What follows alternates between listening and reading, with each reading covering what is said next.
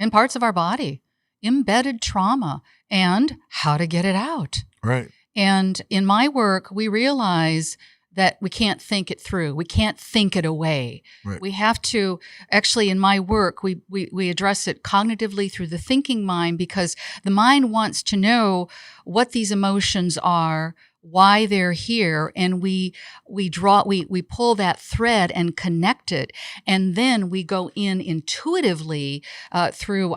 I bring in ancient practices from Eastern wisdom and very active, expressive meditations that actually stir up the energy so that we can bring the trauma up. Now, this is very painful to relive this, as you have said, but we do it in a different way, and we do it in ways that we strengthen our nervous system in order to feel what we're feeling and aware of what we're feeling, because these emotions feel so awful. We do anything to push them away, and that's why addictions are so high.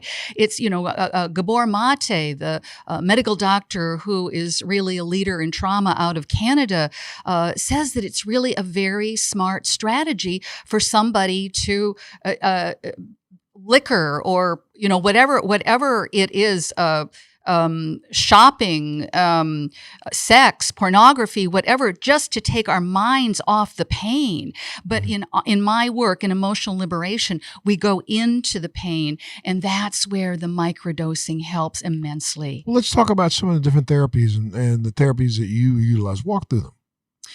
Yeah, sure. Well, I would call it a protocol, one protocol, and it's an umbrella. And what we do, I will work one-on-one, but quite frankly, my favorite is in groups.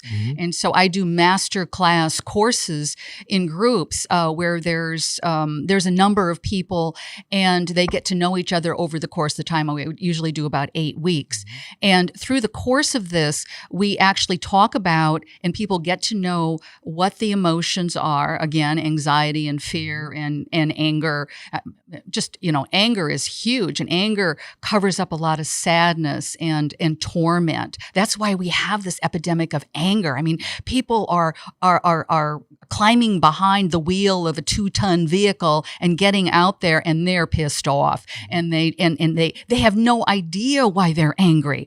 But we have all these people all over the road, all this road rage, because they have misdirected emotions, misdirected anger, and they're never going to be able to let it go. And so when we do this work in groups,